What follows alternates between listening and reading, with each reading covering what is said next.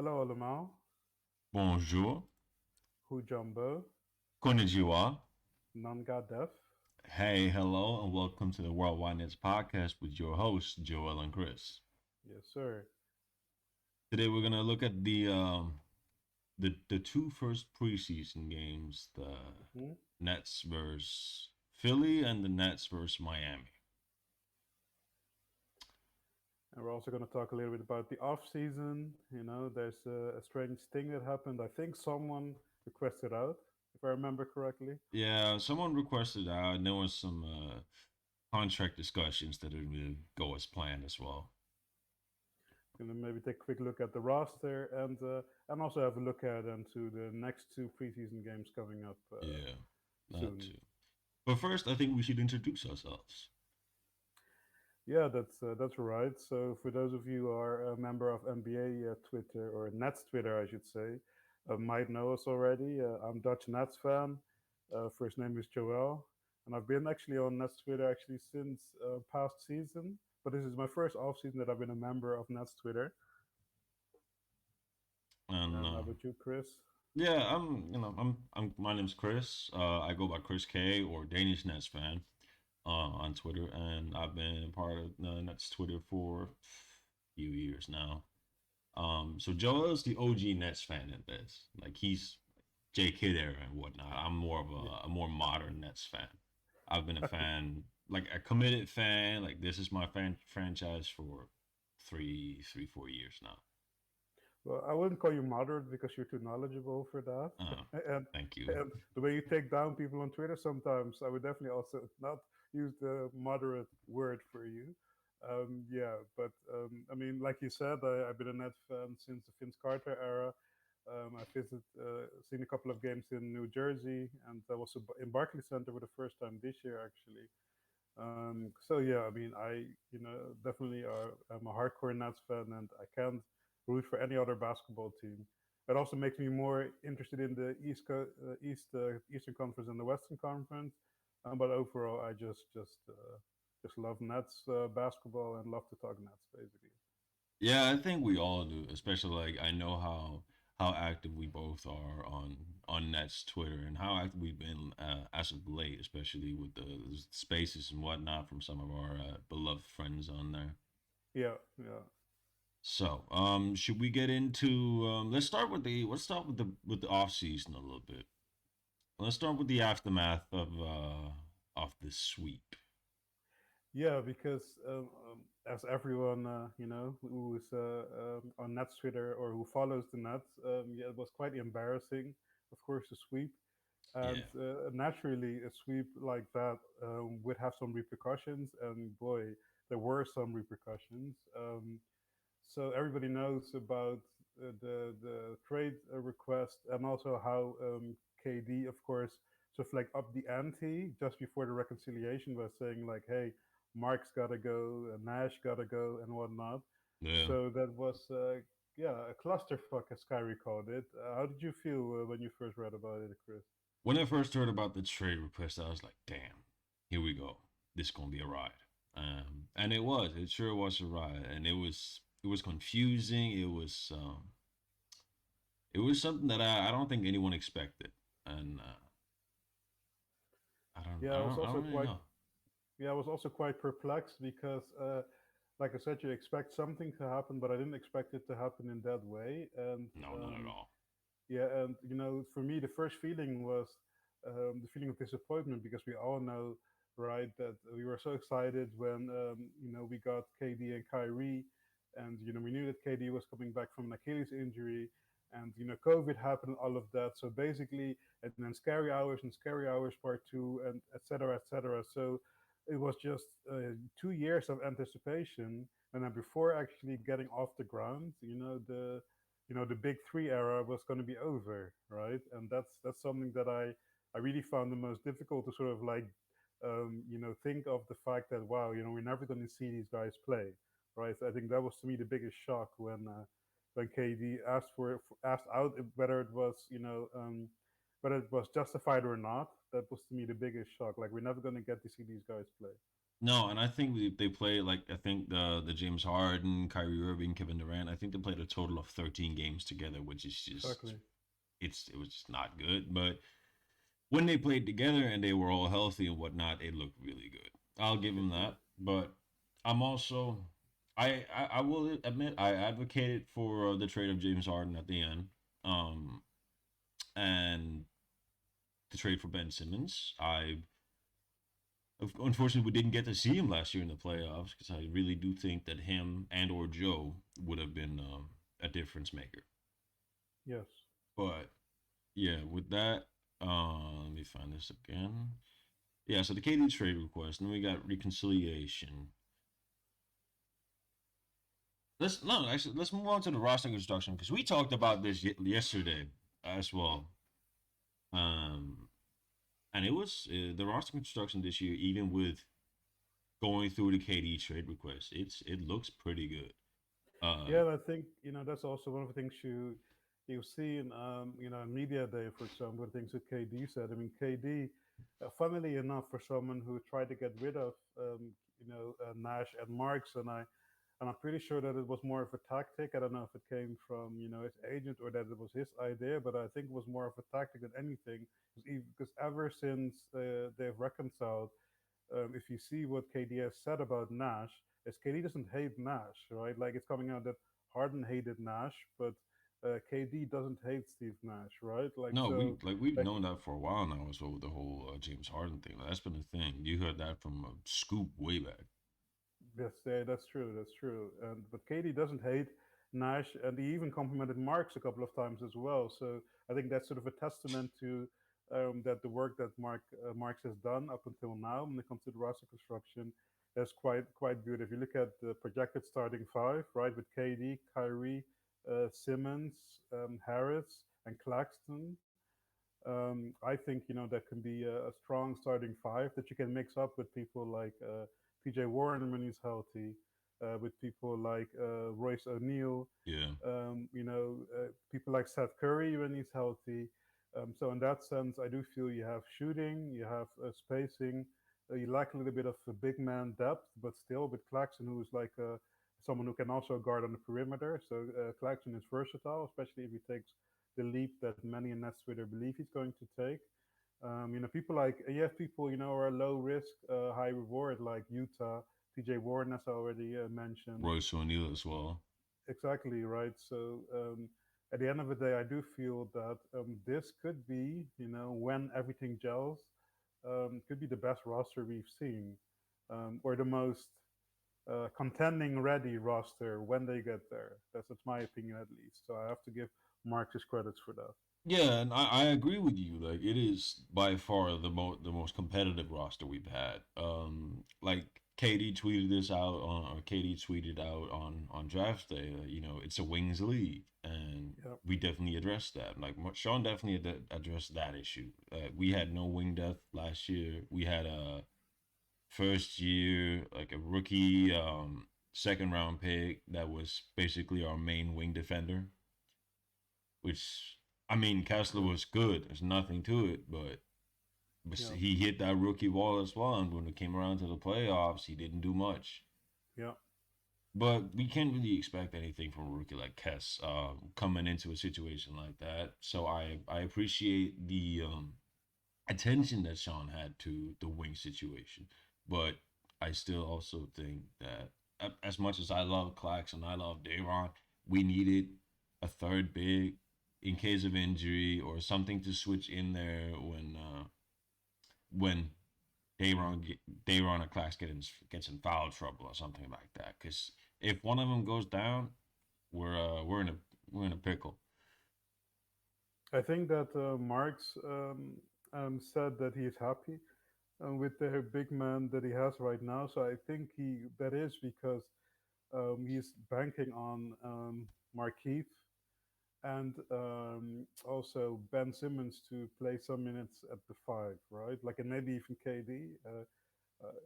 As long as it's not against teams like Minnesota, then KD might. There are teams that play small ball where KD can play a small ball five, but I think when you have in theory.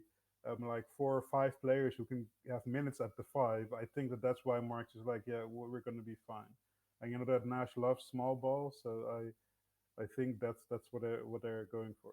I'm not too happy with that, but I mean, let's give it a chance. I guess we don't have another choice. Yeah, exactly. And we've already seen like within the first two preseason games, we'll get to those.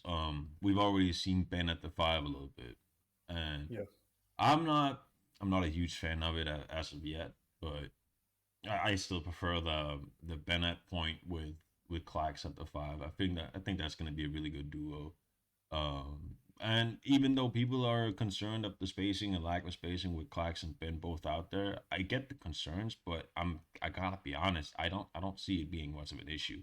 Not when you have your Seth Currys, your Joe Harris, your Patty Mills, your even your Royce O'Neals and your Kevin Durant's and your Kyrie Irving. So if you put those people around them, I don't see the big issue. I don't see the big issue either, as long as Ben Simmons can keep defenses honest, Yeah. right? Like, I mean, I love that the turnaround jumper that he took that looked a little bit like a turnaround jumper that I would make, but I love it, Yeah, the because little he's fadeaway when shot clock was running down, a little fadeaway he exactly, shot. Yeah. yeah. I love it because no matter how ugly it looks, right, he has to, take those, right? Like, and if he keeps taking those, then he's gonna creep close enough to 50% on those because he can hit those, right? Yeah, And he just needs to. And as long as he takes those, he keeps defenses honest, and spacing is gonna be fine. But if he's not shooting at all, then it's going to be an issue. absolutely, and that's another thing that I've been saying a lot lately, especially like spaces and whatnot, because that's where we usually talk ball. Um, but no, like he needs to be more aggressive. Yes. From what we've seen so far, he needs to be more aggressive, and that's okay. He hasn't played in 470 days before playing his first preseason game for the Nets, and yes, the Miami game looked bad, looked really bad, but if you look back at the first half of the Sixers game, first quarter wasn't so great. But second quarter, that was amazing. That was amazing basketball. The ball hopped around. It was good Hmm. team defense. You could see Kyrie was invested on defense, and it was beautiful. Absolutely beautiful. That's that. I really enjoyed watching that game. I went to sleep happy, even though we lost. Yeah, me too. Because, like you said, they came out of the gates sort of sluggish, and also, let's be honest, Tyrese Maxey came out of the gate on fire, Oh, the right? entire Sixers squad came out on fire. Right, like, so it's in that sense, sort of like a perfect storm, right? Like if you come out sluggish and then the other team also comes out sluggish, then you're fine, right? Like, Hmm. or if you're hitting on all cylinders, but the other team is hitting on all cylinders, then it's also not the end of the road. But it really looks bad when you're not clicking and the other team is clicking. Then it looks really bad, right? Yeah. So I was maybe worried for like a minute or two, but then I could sort of like see what the Nets were trying to do, and some of the passes that Ben already made, for example, and they're only down 3 points by halftime. That was just great. So like you, I had a really good feeling after the first half. Second half, of obviously, with second and third string players, doesn't really matter, right? Like No. some of them could have looked better. Let's be honest, but it doesn't really matter at the end of the day. And I have a good feeling after the Philly game. I had a really good feeling, like you. Yeah, absolutely. I'd say if you look at the second half, I'll pull up the notes I made on it. Just give me a second here. The second half, the sophomores, like the Kessler Edwards, Hmm. uh Cam Thomas, David Duke Jr. and Dayron Sharp. They look really rusty. Yeah. Dayron and Cam looked the best, but they still didn't look great. And Kess, he was struggling. He was definitely struggling. Yeah, I think it's also an interesting year for the sophomores, right? Like because there are some expectations, Yeah, right, which comes with when you have had good play during your rookie season. I mean, you have potential, and people see the potential in you, so that comes absolutely. with certain expectations, and it's logical that when you're young, you're struggling with that, and also let's be honest, they're playing on a championship contender. They also, are on Twitter. They also are on Instagram, so they've seen everything that happened during the off season. All right, and they're thinking about, okay, there are so many good players on this team. How long am I going to be on the roster? Am I going to go get sent down to the G League? Am I going to get traded? Right. So for these young players, that's an interesting situation to be in for them, right? Like you just don't know. Are you going to scratch the rotation or not? Are you going to get traded? Are you going to play well, etc.? Are other teams know who you are now, right? Yeah, Like so that's very interesting to see how they go on with that. I don't worry about Cam Thomas because he's a natural scorer, so he's going to do what he can do, especially if he's gonna work on his defense a little bit and work on his playmaking. Even though he's a better playmaker than people give him credit for, he obviously can improve. I worry for Cass a little bit and for Dayron. To be honest, I worry for them a little bit. yeah. I will also say like a lot of, like you said, a lot of our sophomores and a lot of our players are better at something that we give them credit for, and that's just Twitter. That's the way I see Twitter. Like that's a lot of people that talk down upon him or say, oh well, we could get this guy instead. Like yeah, but there's a lot of potential in these guys that we have. Instead of just trading him away for something that's more secure, I would rather develop some of them.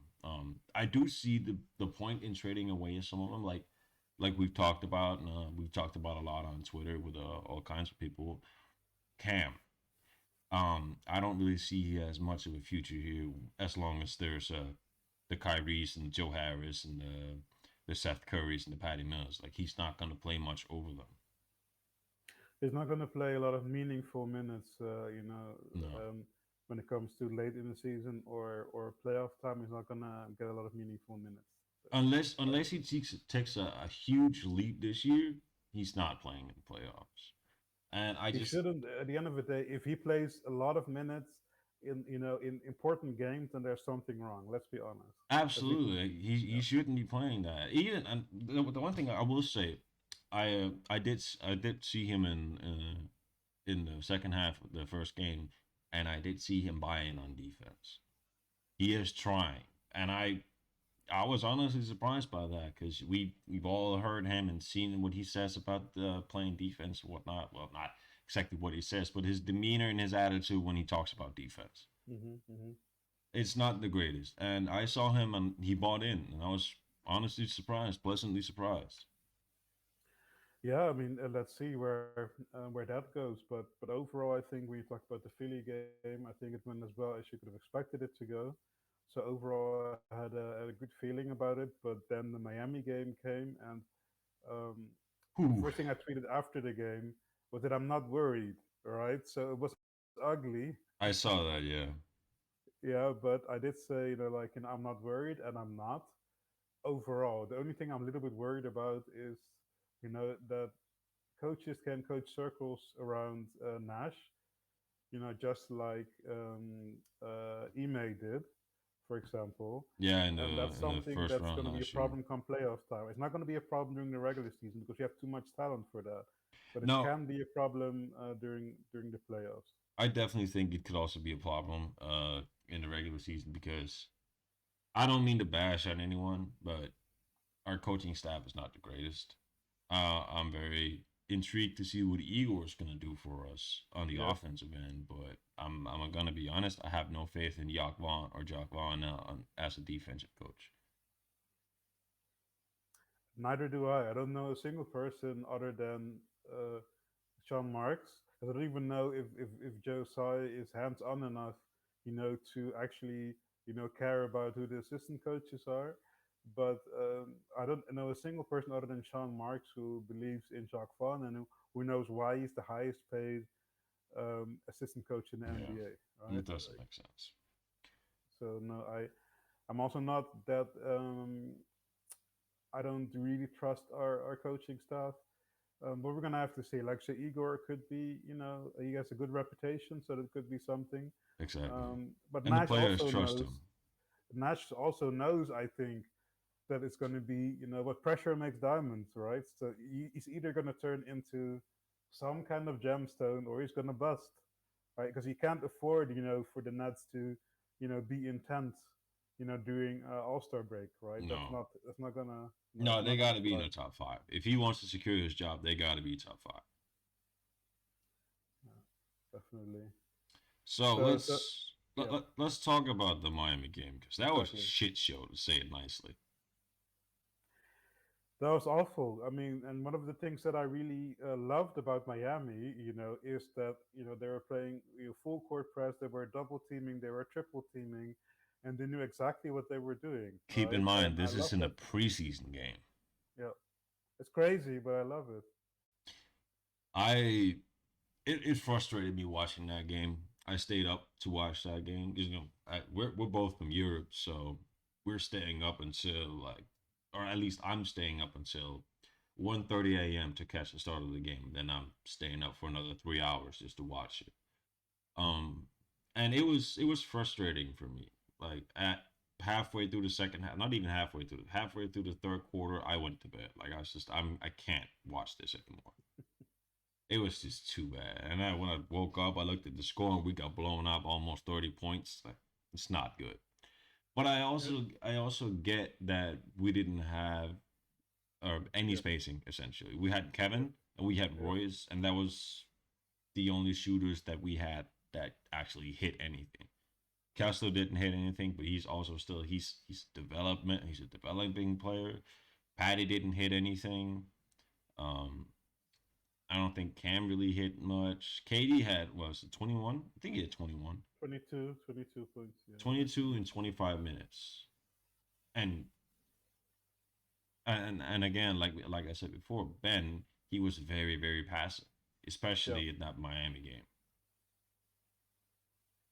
yeah. Uh, That was an issue that game, right? KD was KD. KD was fine. yeah, KD looked a Um, lot like himself compared to he came out a little bit rusty in the Sixers game. Yeah, exactly. Yeah, even though he was. I mean, I don't know if you saw that screenshot as well. That's going around on Twitter where Kevin is in the corner and he's being triple teamed, right? Yeah, Like so. But despite that fact, he still looked like KD, which is a good thing because we all know the last time he was triple teamed, he didn't look like KD because that was in the Boston series, right? Where you had at some stage like literally five people jumping up when he was taking a shot, right? Like, I mean, and that's the part that did worry me about the Miami game, right? Is that when Ben is not aggressive and we miss Kyrie isn't there, then there's quite an easy game plan to stop us, right? Like, and when you have a superior coach and our opponent will, I think 70% of the time at least, have a far superior coach than we have, then we get in trouble, right? Because if you look at Nick Nurse, for example, in Toronto, because I have family in Canada, I'm in Toronto quite often. I'm looking to move to Toronto, so I keep an eye on the Raptors, right? Like, I mean, yeah, I'd of love to course. work for the Raptors, work for um, what's I can't find his name right now, but the director of basketball Yeah, from Toronto, right? I love to love to work there. But if you look at them, they don't have the most talented roster in the NBA.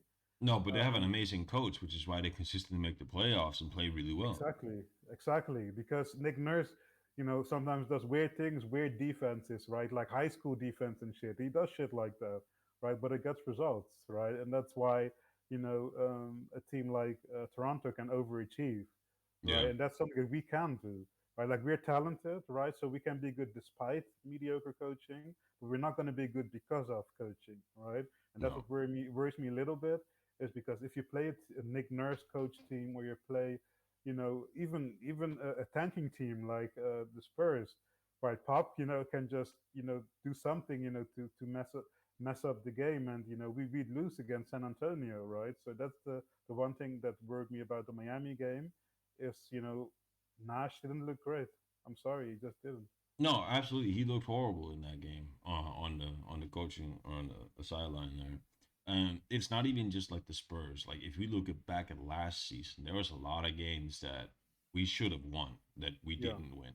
Yes. Yes. And even when we're going up against decent to mediocre coaches, and like we still have like let's say during the 11-12 game losing streak when we didn't have KD, like Yeah. even when Kyrie came back and we played, I think we played the Pistons as well and we lost to the Pistons. Like that's not okay. Like Yeah. that is not a good look. Yeah, because we got out coached and the players were motivated. Players like Sadiq Bey, for example. These guys are motivated, right? Because Yeah, we had them, we let them go, right? Like so, it's as soon as there's some kind of adversity, and that's also something that Safia, for example, mentioned on Twitter this morning, I think, or I saw it this morning anyway. Is what she mentioned about the people didn't respect us. I mean, KD has said it, Kyrie has said it, right? They didn't respect us, and nobody literally, except for Ime, has called out our coaching, right? Because Ime, as an assistant to Nash, he was like, yeah, we know that they don't run any plays, right? They just yeah, know. Right? But everybody called us soft. Nobody respects us, not only because that we were soft, but also because of our coaching. People didn't respect us because we have a mediocre coach. They say there are three tiers in coaches. You have like the top five. You have like mediocrity in the middle, and then you have the bottom five. Our coach is in the bottom five, and all my absolutely. hope is that he can maybe get to mediocre. He's not going to be a top five coach, so maybe he's going to be mediocre. That's all I can hope for. Yeah, and I agree with that. Like, I would say he like there's always the potential. You got to leave that in there. There's always the potential that he could be a top five coach is he if he gets enough experience. But I just don't see it happening, and especially not with his coaching style right now, where he's just like we talked about this as well, also on Twitter. If you don't get the memo by now, we talk a lot on Twitter. Yeah, Um, we do. and he's more of a player's coach. It's kind of like what the memo is. What that's what people like to call him. He's a player's coach. He's Hmm. a pleaser, maybe Yeah. even more of that. He is someone like a Greg Popovich, who's very strict and this is how it's done and this is how we play. Coach Nash is not like that. He's very laid No. back. For at least that's like the outside view. Yes, you're right, and I think that would make him an excellent assistant coach, right? And I also think that Absolutely. why he worked as a consultant in Golden State, why that worked out so well, But at the end of the day, you need a person like that, right? Like in football, soccer, as Americans call it, you call it a people manager, right? Like someone who, and if you have a head coach who's a people manager, it means that you got to have an assistant coach who's like Darvin Ham, right? Or like Ime Udoka, minus the other things that he does apparently. Yeah, But except for the other things with email, that would be great. exactly, like you need something like that, right? And we don't have that either. Because if Ishak Fan yells at you, like, are you going to take it seriously? I don't know. I I wouldn't. probably wouldn't. I wouldn't take it seriously if Yakon or Shakon comes over and yells at me. I gotta be honest. Yeah, so I think that's an issue, but let's see. Maybe they can grow enough that the talent will overcome it. But that's my takeaway from the Miami game. If the coaching is still an issue, and that we're not gonna start great, but I can live with that. I don't care if we're 500 after October, right? Like I don't care into November. I really don't care. No, I get that, but we always want to see him win, and we also Of course. talked about this yesterday. Like, there's people out there. We're not gonna name any names, but there are definitely people out there, and I've seen it myself. You've seen it. Yeah. People on Twitter and other places where they are almost praying that the Nets lose, go on a 0-10 or something like that to start the season, so that Coach Nash gets fired. Yes. And as a Nets fan, you should never want this for your team. I don't care how Exactly. much you want to get rid of your head coach. Yeah. I think most of the franchise not fan base, excuse me, are looking to get rid of him. And I think I think he knows that, and I think Josiah knows that, and I think Hmm. like the organization knows that um he's not a sought after coach for the fan base. Yes. But also, I think to add to that, like Josiah is a billionaire, right? It means that he's not a super friendly guy necessarily speaking, right? Because at the end of the day, I don't know that he has skeletons in the closet, but you usually become a billionaire only when you are relentless to a certain Yeah, extent. You have to be relentless, right? So he stood behind Nash and Marks because he had to, right? I Like mean I do those are his understand that. buddies. Those are his buddies. No, I don't think they are Joe Size buddies, but I do think that if you want to be taken seriously as an owner, You cannot, at the whim of a player, just get rid of your coach and your GM because it makes you look bad, right? So he couldn't do that. He was in a lose-lose situation basically, and then Clara Wu, probably his wife, saved the day Oh because yeah, she most likely. basically helped everyone leave their ego at the door and actually talk the issue at hand, and that's when the reconciliation happened. I But also, Josiah is also not an idiot, right? yeah. So at the end of the day, he stood behind Nash, he stood behind Marks, but this for them is also a contract year. We talk about Kyrie contract year. It's for Nash and for Marks also a contract year, Is it a right? It's contract year either for Nash you're as gonna well? live up. Mhm. Is it a contract year for Nash as well? I knew it was for Marks, but I didn't know for No, Nash. for Nash, not literally. Oh, okay. But more for Nash, it's more figuratively a contract year because he's gonna have to, be not mediocre for him to keep his job long term. And for Marks, it's literally a contract year. Yeah, I know for Marks it is a contract year, and he might Yeah. not be here next season. We don't know that yet. Some hope. I personally, I was in the category of people that was hoping he wouldn't be here. After the KD trade request, Mm-hmm.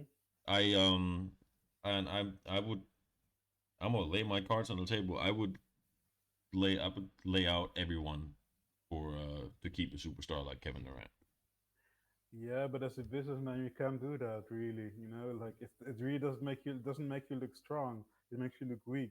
If a player throws a tantrum, I'm exaggerating, but if a player throws a tantrum and you're like, okay, let's get rid of everybody, like it would make Sty look weak.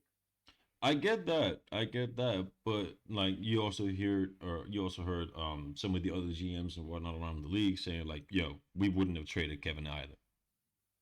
Yeah, that's true. That's fair. And I think I was gonna mention this about the whole when Katie rescinded his trade request. Clara was there, yeah. But I also read the other day from Kevin saying this. There was a bottle of red wine, or maybe a few bottles of red wine also involved. hmm Red wine is always a good idea. Yeah. I don't personally drink wine, but a little bit of something sweeten to to sweeten up the deal or sweeten up the conversation. I get that. I get that. Yeah, me too. Me too, for sure. It also helps with checking some egos, I guess, right? Like because at the end of the day, um, Josiah said that he wanted what's best for the Nets, and what's best for the Nets is to keep KD. Let's be honest. Absolutely, because if you don't keep KD, then there's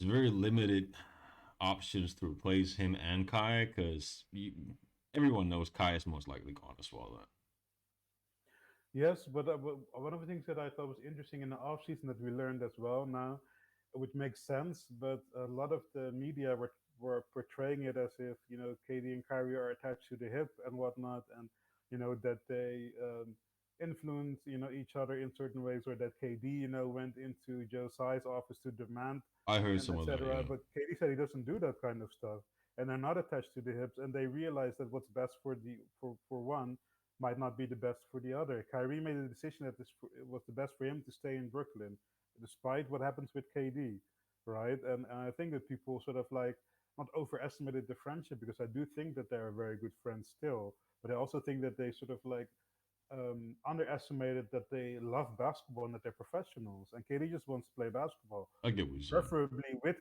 with Kyrie, but he'll play basketball without Kyrie for sure. He will, Yeah, I get what So you're saying. yeah, so I think that's sort of like now also more clear that if Kyrie didn't feel betrayed or whatnot with KD's trade request, no, Kyrie said it was KD's thing. He wanted to stay in Brooklyn, and that's it, Yeah, right? So, and I think absolutely. Kyrie, that's also what I must say for Joe Tsai, is that I think it would be a testament to his failure if we don't keep Kyrie long term. Like he's from New Jersey, he wants to be here, and he's one of the most talented players we've ever had. You make that work. You gotta make that work, right? Despite his quirkiness, maybe, or despite the fact that he doesn't, march to the beat of someone else's drum. Like you gotta make that work. I mean, he's also your franchise's leading scorer in a single game for hmm last season. Like Yeah, he's done some things in this organization, and Kevin and Kyrie had the first back-to-back 50-plus point last season from yeah, teammates. yeah. I know. You gotta make that work.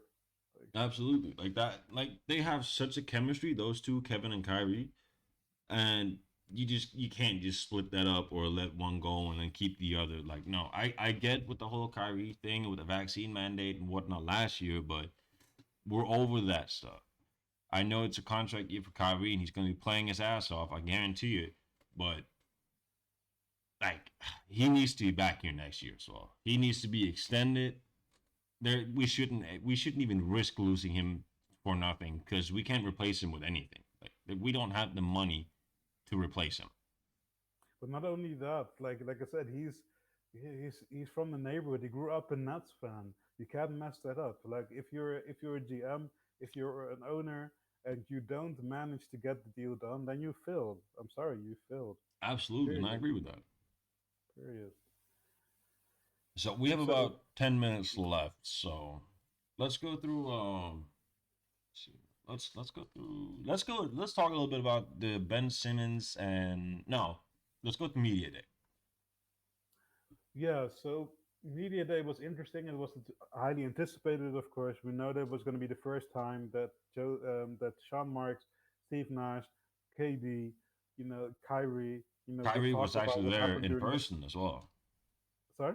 So Kyrie was actually there in person as well compared to last year. Yes, exactly. So we knew it's going to be the first time that we're going to talk about all the off-season drama that happened, and we also knew that some of these annoying reporters, aka Nick Friedel, would ask annoying questions. We knew all of it would come, and it delivered. What we expected to happen actually happened, Yeah. but I was sort of like pleasantly surprised. And Kyrie even I was saying called it by his name. It said like everybody afterwards. He said everybody said what they needed to say. Everybody said the right words. It doesn't mean anything if you don't back it up. But I think media day was good. I think. How about you? What did you think? I remember watching all of like I went back and I watched all of the media day clips and whatnot, and there was a lot to dissect, and it took me a few days to get through it all. Um, but yeah, I'd say overall there was some talks about the controversy. Like let's start with Kyrie. Yeah, Going off of the notes, very controversial, but that's not a conversation on my bad. He's always very talkative. He loves talking to people. yes, You see him on Instagram Live, you see him on Twitch sometimes. Like he's always down to talk. Like he would rather have you come up and have a real conversation with them and come up and ask for a selfie and an autograph. yeah, Um, and then there's he felt embarrassed about after the sweep, and I think they all should and especially yes, Nash. He's yeah, he should really feel embarrassed, and I really hoped he worked something out or worked on some of his coaching and whatnot during the off season because it was bad, and he got coach circles around. yes, Uh, oh yeah, yeah. and then So you talked about the coming back to Brooklyn as well. Let's dive into that a little bit.